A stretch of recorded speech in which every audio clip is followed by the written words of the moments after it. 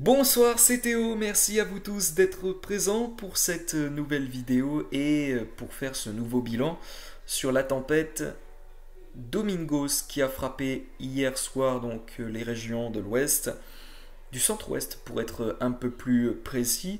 La Bretagne a été un petit peu épargnée, alors on a eu quand même des rafales sur les côtes, mais dans les terres, à vrai dire, comme vous pouvez très bien le voir sur cette carte, il était 18h43 hier quand la tempête commençait à frapper déjà les côtes bretonnes. Et aussi, ça commence à frapper aussi le littoral atlantique. Vous pouvez voir la Vendée qui est bien touchée, ainsi que la Loire-Atlantique. Près de Saint-Nazaire, on est à 119 km/h, ce qui est quand même pas mal. Mais vous voyez que dans les terres en Bretagne, ça n'a pas été vraiment très violent.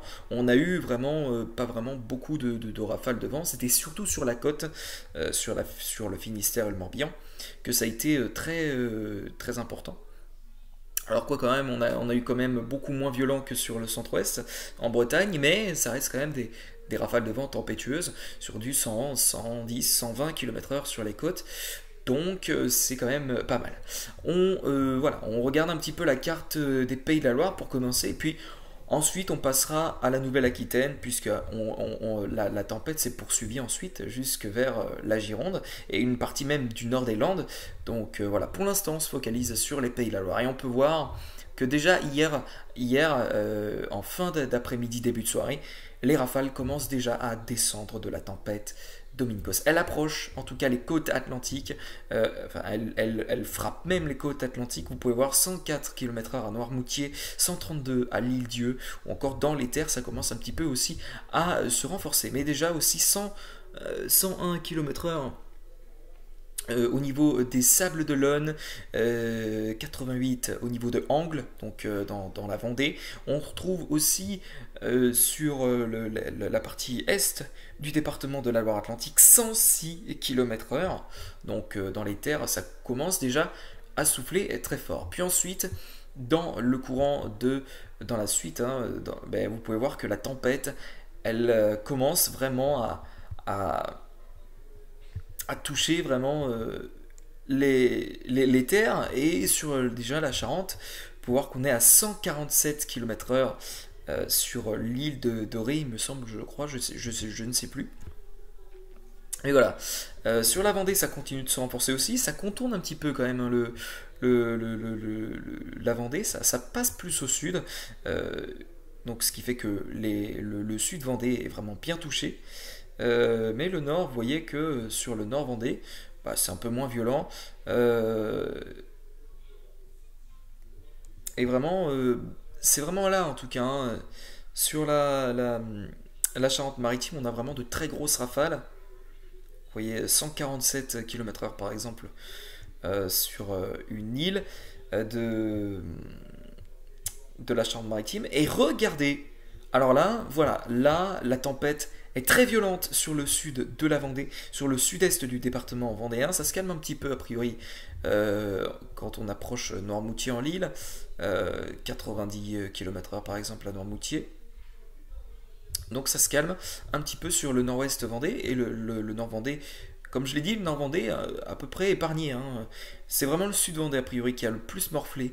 On est sur du 128 km/h dans les terres, a priori sur Angles, donc là c'est très fort. 136 km/h aussi sur Niort, c'est quand même pas mal. 138 km/h donc sur la Charente-Maritime. On trouve 129 km/h proche de La Rochelle. Voilà, donc d'ailleurs il y a eu beaucoup de dégâts, hein, sur La Rochelle, à ce que j'ai vu. Donc c'était très violent. Ensuite, la tempête, elle descend plus au sud. Donc voilà, comme vous pouvez le voir, elle commence à entrer vraiment dans les terres. Vous pouvez le voir très largement ici, hein, ça entre dans les terres, donc des Deux-Sèvres, de la Vienne, des Charentes, avec donc des rafales qui sont à 107, 106 km/h. Voilà, 121 km/h donc à La Rochelle. C'est pas mal, c'est vraiment fort. Puis ensuite, voilà, ça baisse un peu en intensité sur la Vendée, ça reste quand même très fort sur La Rochelle. Enfin, sur La Rochelle, je veux dire sur la Charente, sur la Charente-Maritime. Mais voilà, après, là, on aura une accalmie sur la Vendée en début de nuit et milieu de nuit aussi. Voilà, donc la tempête, elle se décale. Et donc, voilà.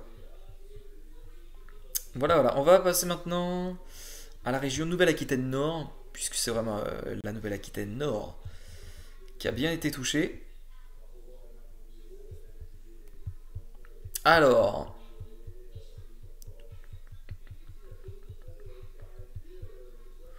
voilà, et donc là, bon, déjà, voilà, ça souffle, ça commence à souffler donc sur la Charente-Maritime. Puis ensuite, au fil des heures, vous pouvez voir que peu avant 21 h, les rafales sont très puissantes, notamment sur le bassin d'Arcachon, 126 km/h, par exemple à Arcachon, donc en Gironde.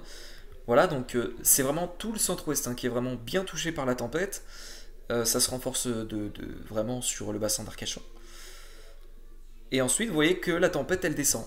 Elle descend un peu plus direction Landes, vers les Landes, la Gironde. Pourquoi? Parce on note pardon, un renforcement significatif du vent sur le bassin d'Arcachon. Regardez, 138 km/h peu avant 22 h et peu avant 23 h, 151 km/h. Donc sur le bassin d'Arcachon. Donc vous voyez que la tempête, les rafales de vent descendent un peu plus au sud. Et donc bah, le, le- le sud donc de la Gironde ainsi que le nord des Landes commence à être vaguement touché, vachement touché, pardon.